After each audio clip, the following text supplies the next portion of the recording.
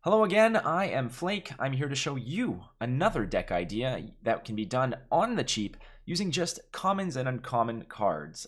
This time we'll be delving into the world of mono black control. Now this deck here that I'm going to be offering you can be done on the cheap and can really frustrate your opponent and win you some games. So again, if you're playing Magic on a bit of a financial squeeze, this is an option that you can try out and have a lot of fun with. So playing mono black on the cheap is going to rely a lot on instants, sorceries, things of that nature, because you're not really going to be having too many big bomb cards or game-changing cards that can really push you to a snowball type of win. You're really going to have to play the long game in this, because a lot of your power and a lot of your advantage in this is going to be from controlling your opponent's hand and board state. So that's why the list that I'm going to be presenting over here, again, is limited to commons and uncommons, as is the theme of the budget deck video series that I'm making. But you're really going to be kind of keeping your opponent at bay and getting rid of a lot of his resources and win conditions, so that you yourself down the line can, turn in 8, 9, 10, can start establishing your own presence and start whittling away your opponent. So we're going to just cruise through what we've got here, and I will go through the instants and sorceries, etc., because those make up essentially the meat of your build here. So Divest and Duress. These two cards are 1 mana sorceries that really you want to play as soon as you can. Essentially, this is your turn 1 play, not just because they're the only 1 mana drop you have, obviously, but the fact that this not only removes resources from your opponent's hand, but it also shows your opponent's hand. So you can start to sort of pick and choose and get rid of cards that your opponent will eventually need or use for his own win conditions. Things like Search for Escanta, or very valuable creatures that might appear, things that are going to cause you some grief down the road. So Divest here will get rid of creatures and artifacts that will really shape your opponent's deck and board presence, while Duress will get rid of all the cards like the Radiant Destinies, the Searcher Escantas, and things like that really function as engine pieces for your opponent. So just pick and choosing those right off the bat will really help you out. And if there's nothing that you feel has too much value, start picking and choosing things out of your opponent's hand that will kind of disrupt his tempo and playing on a curve. So if he has a 1 drop and nothing else but 4 and 5 drops, get rid of the 1 drop. I know that the value is 1 for 1 here, but it's disrupting and stalling your opponent long enough for you yourself to establish a bit of a board and get your own motor running. I've got Cast Down, very simple card. The reason why we play Cast Down versus the other removal cards is because it's instant versus sorcery, so you have the instant speed and being able to play on your opponent's turn. Destroy target non-legendary creatures. There's a lot of legendary creatures, especially with Dominaria, hitting the board. But what this will do is it'll allow you to sort of kill those pesky creatures that either get buffed up or become pains in the ass down the road. Dusk Legion Zealot is your 2-drop. Again, nothing more here than to sort of soak up damage, perhaps for a turn or so, but it's also there to cycle your hand and draw some cards out and get going. There's no real strategy with this card. There's no vampire or soldier synergies. This is just a way to cycle your hand. The Kitesail Freebooter. Now, this is a card that doesn't really make it in more expensive builds that I'd play for mono black, but this is a great uncommon card that does what Divest does. The Duress does. What it does is essentially pulls out cards from your opponent's hand and keeps them imprisoned until you get rid of Kitesail. And the best part about this is that it's also a flying unit, so it can't be blocked by by non-flying units, which opponents early on might not play so much. I guess we're just going to go down the list here. But Moment of Craving, again, 2 mana removal, -2/-2 is a great card to have for, pesky early game units. Plus gaining 2 life, you think that it's sort of an extra little benefit, but it actually plays in later on because you're not really making a move until late in the game. So those extra little 2 health gains that you get off of cards like Moment of Craving really come in handy. Doomfall is going to be a great card. Now, I would probably suggest hanging on to this, unless really there's nothing that you else you can play. I mean, or if there's a card in your opponent's hand that you really want to get rid of, play your Doomfall. But there's two options here. Number one is exile a creature they control. Now, the best part about this is that with control, you can pick and choose and manipulate your opponent's side of the board, wherein might have one unit left. And if it's a unit that you can't remove otherwise, like for instance a Carnage Tyrant, if you can kill everything around the Carnage and play Doomfall, what Doomfall does is you're not targeting a creature, you're targeting your opponent. So you target your opponent, and your opponent then has to choose, okay, I got to get rid of a creature. And if their only creature has hexproof or whatnot, you're not targeting the creature, you're targeting the player, so it can get rid of that card. So Carnage Tyrant alone on the board is susceptible to something like Doomfall. That's why I play 3 of these. Because not only does it manipulate your opponent's hand, but it also can get rid of pesky, annoying creatures for good. It exiles it. It's gone. If your opponent has a Scarab God on the board, it's gone. If your opponent has a Carnage Tyrant on the board, it's gone. It's really, really, really a great, great card in the uncommon slot. Down the road, if your opponent is playing more of a swarm or token style deck, things like knights, things like token vampires and such like along that, merfolk, etc. This Golden Demise is a great card. It'll wipe the board. You're not really playing anything that you want to hang on to. Your Kite Sails, your Dusk Legion Zealots, they're not really doing anything for you other than what their initial effects do. So use this wisely. I mean, you don't want to give up a Kite Sail if it's going to give a valuable card to the other board. But I mean, at the same time, this is a good clean the board if you're getting overwhelmed by a lot of small weenie minions. Ravenous Chupacabra. And if you've watched any of my other videos that involve the black color, this is almost an auto include because it's such a powerful card. Whether you're playing control, tempo, stuff like that, this is a great card because it comes down at 4. It is a 2/2 body, and it will ruin any other creature that's on the board that doesn't have hexproof. So Scarab God gone, Lyra gone, things like that, they are just toast. So I have 4 of these because it's a good tempo, good exchange play, and it also can be a body to sort of absorb some of the damage that otherwise would be done to you, because you want to soak up that damage that's happening, and while you're sort of continuing it on with controlling your opponent's board. All right, now we want to talk a little bit of win conditions, and that's what Torment of Scarabs is.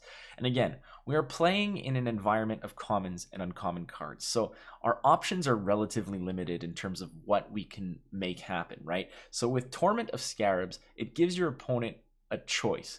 Do you lose 3 life, or do you sacrifice a non-land permanent, or do you discard a card? Now, with Duress, Divest, Doomfall, things like that, your opponent is going to be pretty much running out of cards, so they're going to start either sacrificing cards and not being able to make plays, or they're going to be ditching things off the board that isn't land.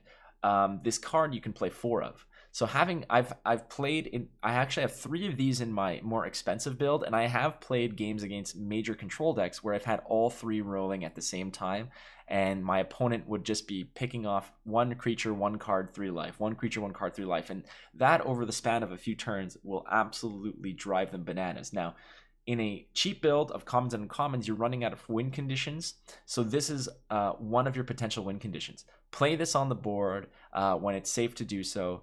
Let that kind of that attrition continue to accumulate. Play this, play this, play this. Eventually, down the road, your opponent will just get completely eroded down to nothing, and all your control cards have pretty much eliminated their threats, and then this card will just wear them down to a victory on your side. I put in a final reward in this deck because exiling to select targeted creatures is a huge, huge thing. Now, Vraska's Contempt would probably be the nuts option for a removal card. Unfortunately, that is a rare card and an expensive rare card in paper form to boot, but this is a cheap alternative where you're exiling a target creature. Scarab God got you down, get rid of it. That's what this is for. Down the road, Eldest Reborn is a tremendous card. Much in the likes of Chupacabra, I feel like this is on the top tier of uncommon cards. It's an enchantment saga where you throw it down and your opponent has to destroy or sacrifice a creature or a planeswalker. So if they're playing on curve and you're removing their stuff on that curve, let's say they throw Karn down on turn 4. On your turn 5, you can place down a land and Eldest Reborn, and Karn is he's gone. He's done. On the next turn, they discard a card. On your turn, you resurrect that Karn, and that is now your Karn. I have 4 of these in here because late game, this is a really, really great card to have. All your opponent's win conditions that you've been removing and getting rid of are now yours to keep. You play Eldest Reborn on the 3rd tick of this card, that Lyra is yours. That Scarab God is yours. That, you know, Carnage, well, you're not going to really, it's really tough to get rid of Carnage Tyrant, but you know what I mean. Big cards that can cause some trouble will then be yours to keep with Eldest Reborn. Great, great card, and the little extra spice, the cherry on top for this card, is that it actually grabs planeswalkers from graveyards as well. So good on that. Down the board, I've got, if we're going to go into the lands segment of this card. And again, it's mono, so it's really simple to do. There's no dual lands. There's no wasting, you know, rare cards or rare wild cards on dual lands and such. So simple. Lots of swamps, obviously, but the extra piece here is Field of Ruin ×3. Now, you'd think that that might be overkill, but there's a lot of cards that turn into very valuable lands, like Treasure Map or Search for Escanta. Things like that. These Field of Ruin will pretty much ditch those. Or if you're, like, for instance, if your opponent is getting a lot of value off of, you know, dual lands and such, get rid of them. You know, if you figure that you're not going to get any other greater value, ditch your Field of Ruin. Again, this card is meant to be sacked to get rid of those flip cards, those you know, those quest cards, so to speak, that once their conditions are met, they turn into really high value lands. So 3 Fields of Ruin, great addition here. I've also put in 2 if near deadlines. Not a huge deal, but I mean, sometimes if you want to, just kind of extra removal that can stay on the board. You know, sacrifice this desert and tap 4 and put 2 -1/-1 counters on creature your opponent controls. So again, it's an extra piece of removal. You know, keep something at bay. I put 2 in there because it's land that's removal, and when you're playing with the restriction of common and uncommon rarities only, you kind of have to get the removal and the power where you can take it. So here's the basic you know, play style of this entire deck is disrupt, remove, and then once your side of the board, where you start accumulating that momentum to win, is once your torment scarabs and your eldest reborns start hitting the board in turn 5 and onward, or turn 4 and onward, where you can start picking away at your opponent and stealing their greatest and best win conditions out of their own graveyards, their planeswalkers, their big bomb, you know, mythic rares and such. So I know that I say that this deck is only commons and uncommons, but with Eldest Reborn, you can actually get those expensive cards on your side. It just takes a little bit of finesse and good timing, and you should be able to do it. So that's pretty much how this works. These games tend to last long. Red aggro can pose a threat. You'll probably want to, you know, really hunt down cards like Golden Demise, things like cards like a Moment of Craving, etc. But you'll never know that in the Mulligans, so it's difficult. But if heavy aggro is really present in the meta that you're playing in, go ahead and make the Mulligan for stuff like you know, Moments of Craving, Golden Demise, things like that. Divest, Duress, again, not only are they removal, in-hand removal, but they're also a window into your opponent's strategies, their answers, and you know, just the cards that they have at their disposal. So that's pretty much how this works. It does take practice to master, and the games will be long, but I promise you that this is a build that you can definitely get some wins with and have a good time with. So you've seen a bit about what the deck is comprised of and how to play it and how to win with it. But let's say you're having a good time with it and you want to, you know, burn some of those wild cards, or maybe you have some rare mono black cards that you want to integrate into the deck. This is the level up portion of the video, where we're going to show you 5 rare options that would fit really well into the deck, as well as 1 mythic rare that would really slot in there and do some damage. So we're going to go ahead, and the first card, which I had already mentioned, is called Vraska's Contempt. And the good thing about Vraska's Contempt is that it's an instant card that costs 4, so it kind of aligns itself with a lot of the other major removal cards. And it's a fix-all for creature or planeswalker. It's exile target creature or planeswalker, gain 2 life. It costs 4. It's an instant, so it comes in with instant speed. This is a phenomenal card that I would probably go ahead and throw in your deck. Easy peasy, no problem, because it's going to solve a lot of issues, get rid of things like Karn or Teferi down the road, or Gideon. Great card to have to throw in, to rid your opponent of all their threats. Down the road, we also have Tetsimok, Primal Death. Again, this is a big dinosaur, 6/6. I think we featured this card once before in a black deck, but this is a card where, as you're kind of progressing down the road, and you might have mana that you have left over because you're not really playing many creatures, but this is a good card to throw in because it is a 6/6. It has Death Touch, so anything that bumps into it is going to get removed off the board. For 6 cost, not terribly expensive for the value here, but the good news about it is that for that 1 extra mana that's sort of sitting in your hand, sitting on the board, you can spend that mana and put a kind of like a little reticle, a target reticle on various creatures, so that when Tetsimok does hit the board, they're all wiped out. So you have them in hand, and let's say you have 2 mana, you play Divest or Duress,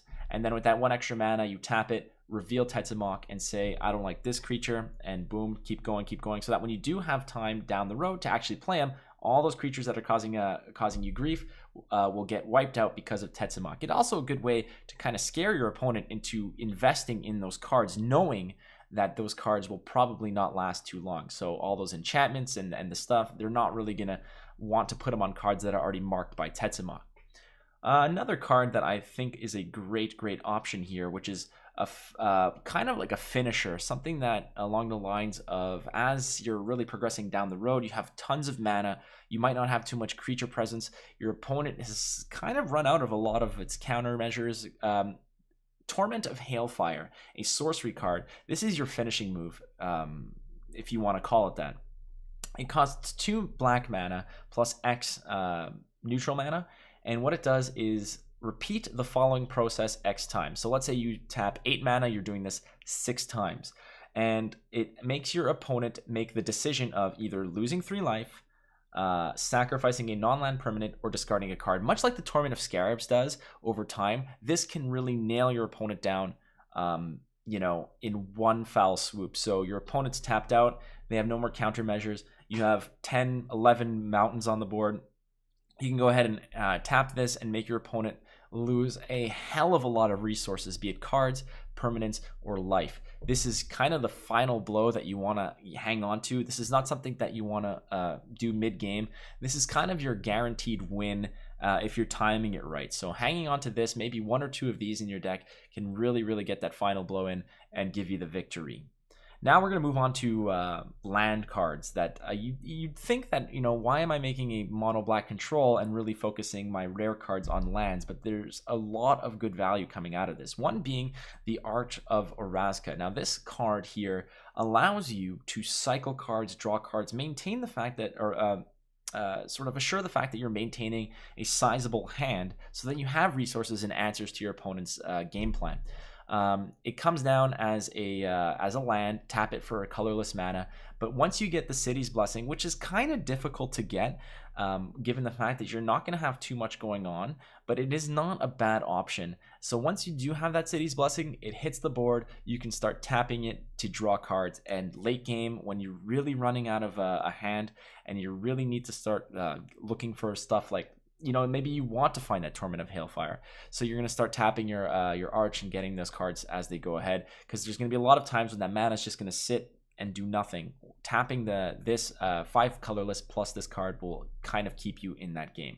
Another one, this is just merely a matter of making your lands more efficient and really, accelerating your plans, would be Cabal Stronghold. What Cabal Stronghold does, it's a rare land.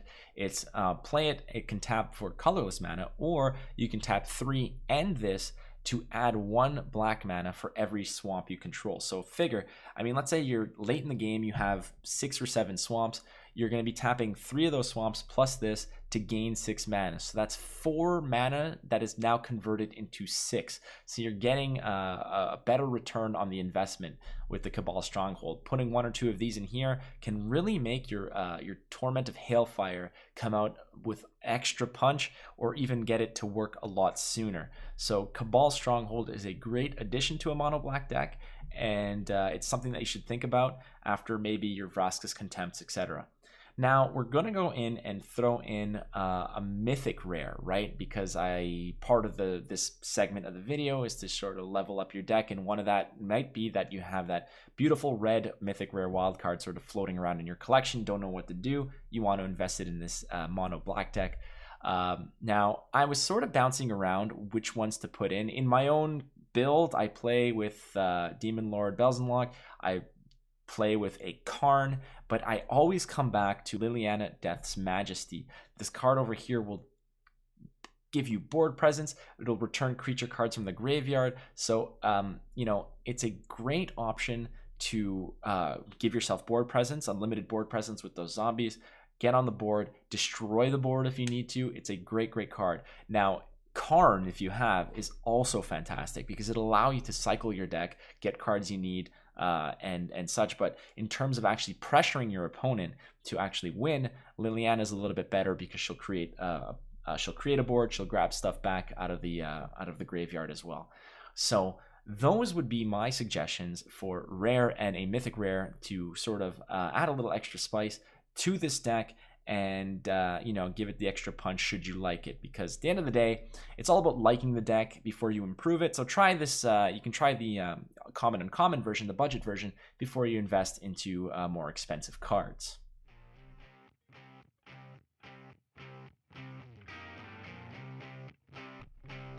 So there you have it, my friends. There is the latest budget deck that I am giving to you guys, the Mono Black Control. I really, really like this build. I've been playing it sort of here and there, and I always have fun when I do. It does give your opponent fits, and when it does get rolling, it does certainly has some significant, you know, returns on the investment. So I hope you enjoy this series. If you agree or disagree with some of the rare suggestions, or even the commons and uncommons that we can throw into this build, please comment, subscribe. You can also catch me on Twitch, www.twitch.tv/watchflake, or, you know, send me a message on Twitter @watchflake. I'd be glad to go ahead and answer some of your questions or take your suggestions. And at the same time, if there's any other type of builds you'd like me to create or slap together in a budget format, please let me know. And if not, well, then we'll just sort of have to use our imagination. All right, until next time, ladies and gentlemen, be kind to one another, and I will catch you another time.